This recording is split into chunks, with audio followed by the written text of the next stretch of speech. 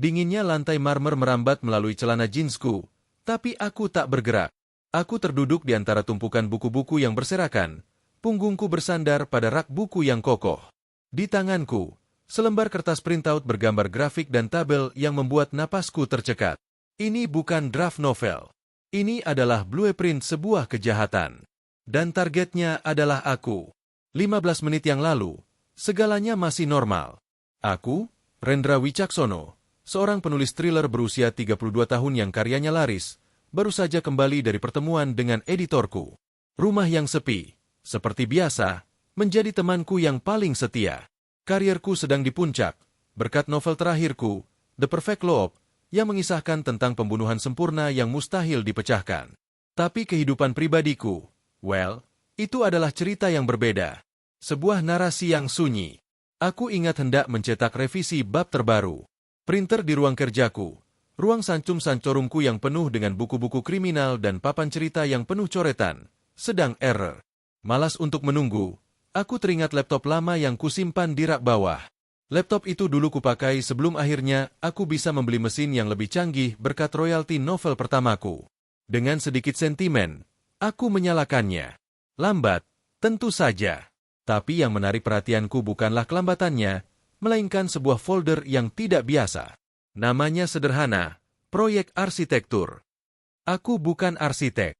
Rasa penasaran, naluri dasar seorang penulis cerita detektif, membuatku membukanya.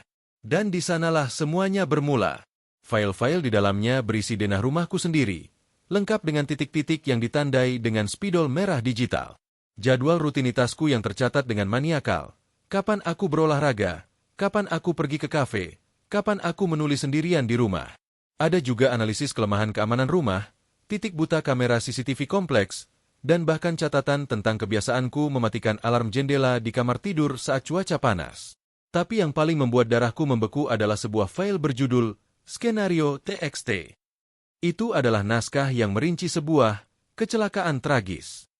Seorang penulis terkenal ditemukan tewas di rumahnya sendiri akibat terpleset di tangga marmer dan membentur kepalanya di ujung tajam anak tangga. Tidak ada tanda-tanda perampokan.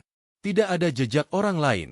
Hanya sebuah kecelakaan menyedihkan yang bisa terjadi pada siapa saja. Mereka, siapapun, mereka, ini, telah mempelajariku. Mereka tahu aku hidup sendirian. Mereka tahu rutinitasku yang bisa ditebak. Mereka bahkan menggunakan pengetahuan dari bukuku sendiri, The Perfect Loop, yang menggambarkan pembunuhan yang disamarkan sebagai kecelakaan, di mana pelakunya meninggalkan loop atau kejanggalan yang sengaja dibuat untuk membingungkan penyelidik, tapi loop itu sendiri adalah bagian dari rencana yang lebih besar. Dan mereka pikir mereka bisa menerapkannya padaku. Aku menarik napas dalam-dalam, memaksakan diriku untuk berpikir jernih. Panik adalah musuh. Dalam setiap novelku, karakter utamanya selalu tenang dalam tekanan. Sekarang, saatnya untuk mempraktikkan apa yang kutulis. Mereka lupa, bisik sebuah suara dingin di kepalaku, aku yang menulis buku tentang kejahatan sempurna. Aku bukanlah target yang mudah. Otakku telah terlatih selama bertahun-tahun untuk merancang, menganalisis, dan memecahkan teka-teki kriminal yang paling rumit sekalipun. Apa yang mereka lihat sebagai kelemahan, seorang penyendiri dengan rutinitas yang tetap, adalah justru kekuatanku. Rutinitas memberiku disiplin. Kesendirian memberiku kejelian. Siapa mereka? Pikiranku langsung melayang kepada dua orang yang paling mungkin. Yang pertama, Irfan, mantan manajer sekaligus mantan sahabatku. Perpisahan kami tidaklah mulus. Dia merasa dialah yang menjadikanku bintang, sementara aku merasa dialah yang hampir menghancurkan karierku dengan kontrak-kontrak yang merugikan dan sikapnya yang manipulatif. Perceraian kami secara profesional berlangsung pahit. Aku masih ingat kata-katanya yang terakhir, di sebuah restoran mewah yang kini terasa seperti adegan dalam film. Kau pikir kau bisa sukses tanpa aku, Ren? Hati-hati, dunia ini lebih kejam dari yang kau tulis di novel-novelmu. Lalu, ada Devina, adik tiriku. Hubungan kami diwarnai oleh warisan orang tuaku yang tidak seberapa, tapi yang bagi Devina, mungkin terlihat seperti harta karun. Ayah kami meninggalkan sebuah rumah tua dan sedikit tabungan. Aku, dengan kesuksesanku, secara sukarela memberikan bagian warisanku padanya. Tapi rasanya, itu tidak pernah cukup. Ada selalu sinisme di matanya setiap kali kami bertemu, Sebuah rasa iri yang tak terucap terhadap kesuksesan yang kuraih dengan jerih payahku sendiri. Pasti enak ya, Ren, hidup dari hayalan. Sementara kami harus berjuang di dunia nyata, ujarnya suatu kali. Tapi untuk merencanakan pembunuhan, itu adalah lompatan besar. Aku perlu bukti. Aku perlu memastikan. Aku memandangi laptop lama itu. Ini adalah petunjuk utamanya. Siapa yang memiliki akses ke laptop ini? Irfan sering berkunjung ke rumahku dulu, sebelum kami bertengkar.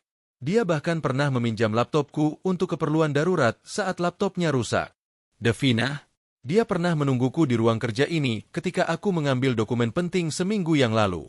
Ada banyak kesempatan. Alih-alih mematikan laptop, aku memutuskan untuk menyimpannya sebagai bukti. Tapi aku tahu, ini belum cukup. Mereka pasti sudah memiliki rencana cadangan.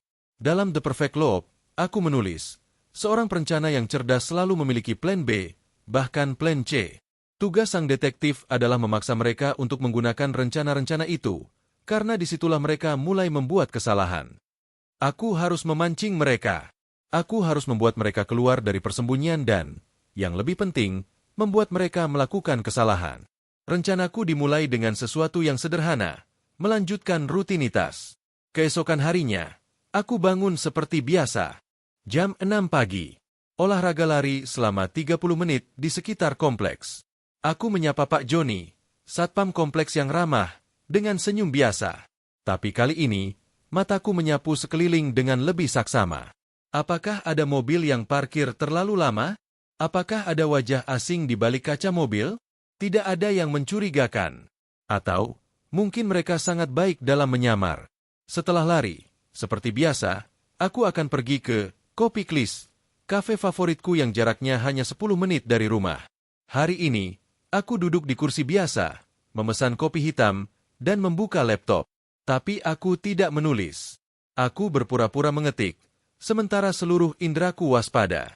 Dan kemudian, aku melihatnya. Irfan. Dia duduk di sudut yang jauh, mengenakan kacamata hitam dan membawa koran. Terlalu klise. Tapi itu dia. Dia pikir menyamar dengan kacamata dan koran akan membuatnya tidak terlihat? Dalam bukuku, karakter antagonis yang melakukan hal itu selalu menjadi yang pertama ketahuan. Aku merasa seperti sedang berada di dalam novelku sendiri, sebuah metanarasi yang aneh dan menyeramkan. Dia tidak mendekat, hanya duduk di sana, sesekali melirik ke arahku. Apakah dia mengawasi? Atau memastikan bahwa aku masih berada di jalur yang mereka rencanakan? Aku memutuskan untuk memberikan sedikit pertunjukan. Aku memeriksa jam tangan, terlihat sedikit pusing, dan memijit pelipisku. Aku ingin mereka berpikir bahwa tekanan tengah menghantuiku, sesuatu yang bisa menjadi motif untuk kecelakaan akibat kurang waspada. Aku kemudian menutup laptop dengan gerakan yang sedikit frustasi, membayar kopiku, dan berjalan keluar.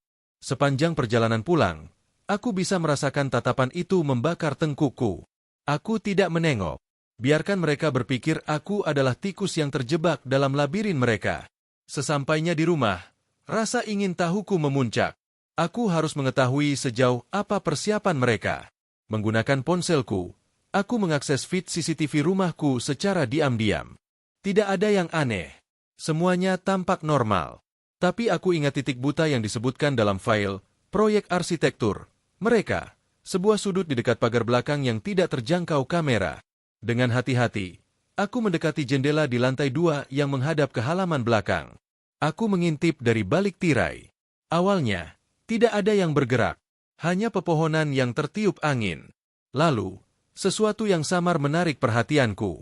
Sebuah bayangan bergerak di balik semak besar di dekat pagar.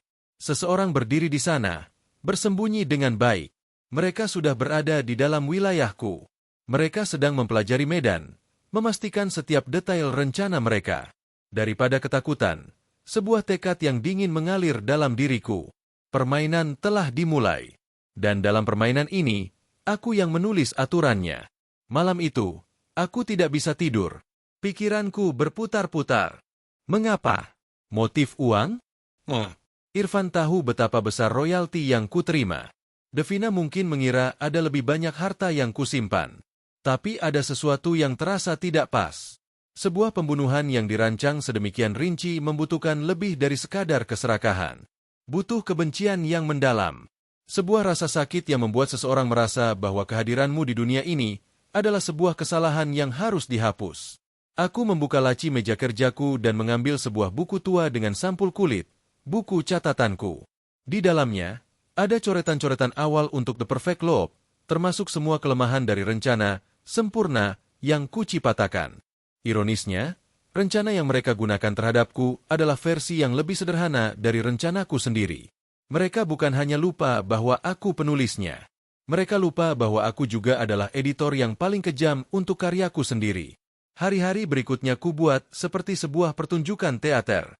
Aku adalah aktor yang memainkan peran Rendra si penulis yang tidak tahu apa-apa. Aku sengaja meninggalkan jendela kamar tidur sedikit terbuka di malam hari, seperti yang tercatat dalam kebiasaanku.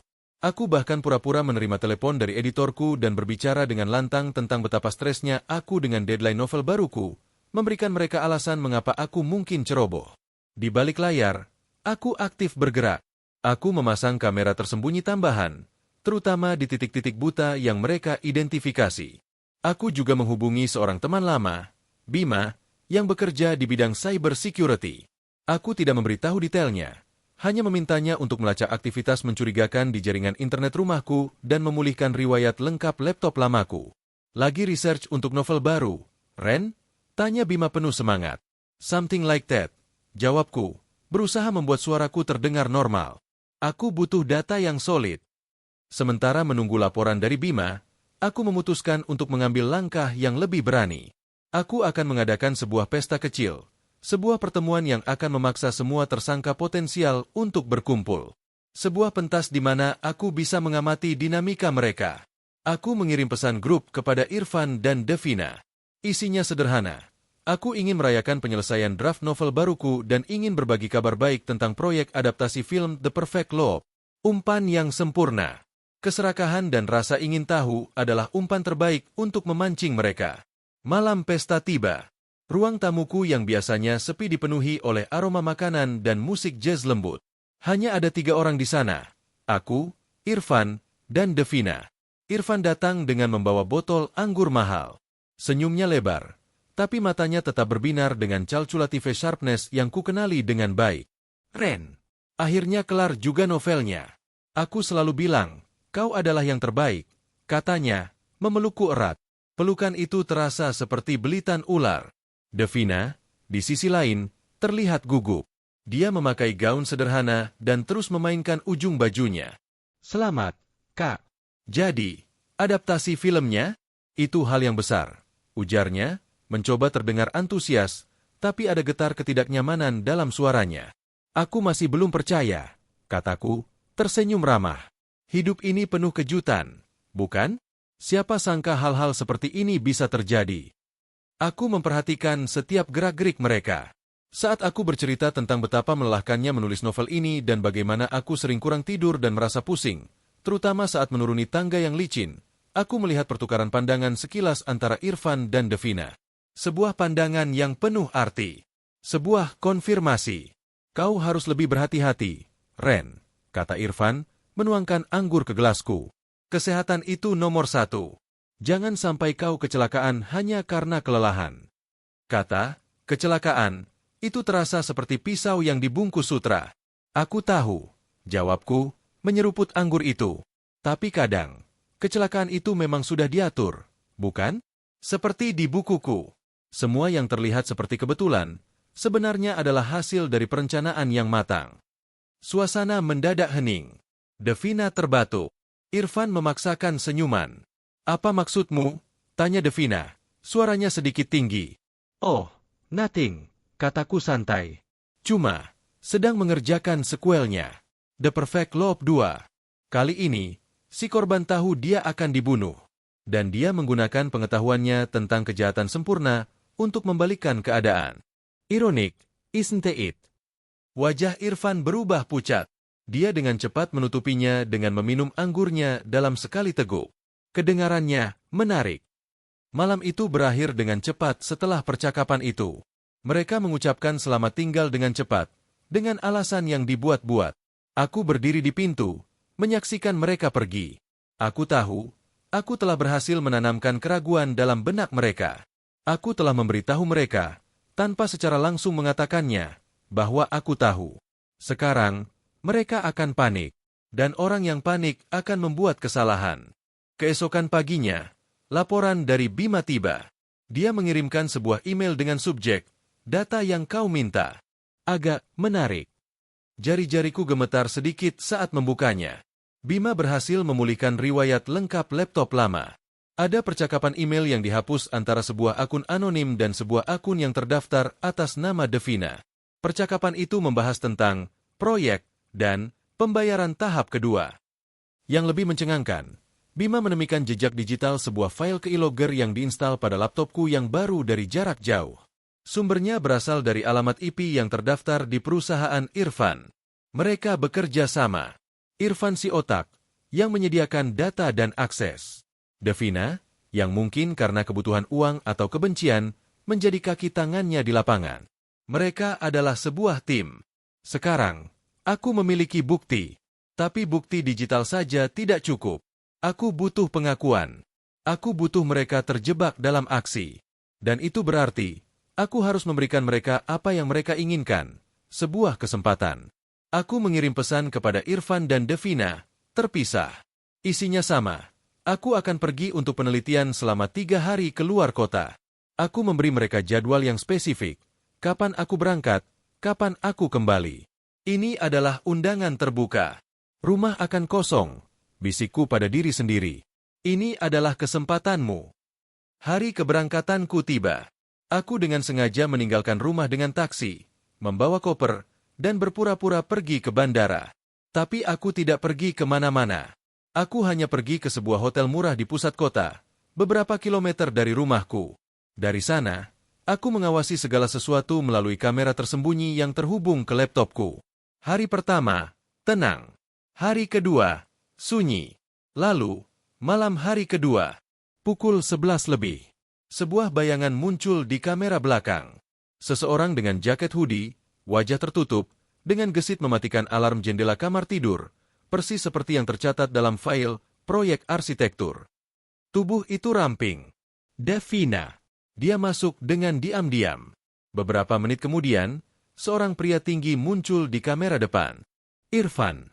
Dia bertindak sebagai pengawas, memastikan tidak ada yang mengganggu. Ini adalah momennya. Mereka telah mengambil umpan. Jantungku berdebar kencang, tapi tanganku tetap stabil.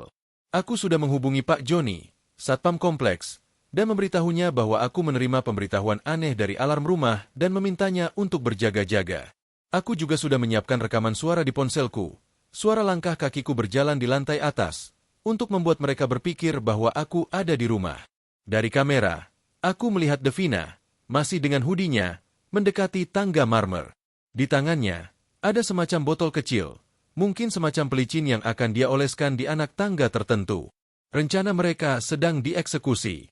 Aku mengambil ponselku dan menekan tombol untuk memutar rekaman suara yang kusiapkan. Suara langkah kaki bergema dari speaker tersembunyi yang kupasang di lantai atas. Devina membeku. Matanya melotot, menatap ke arah atas tangga.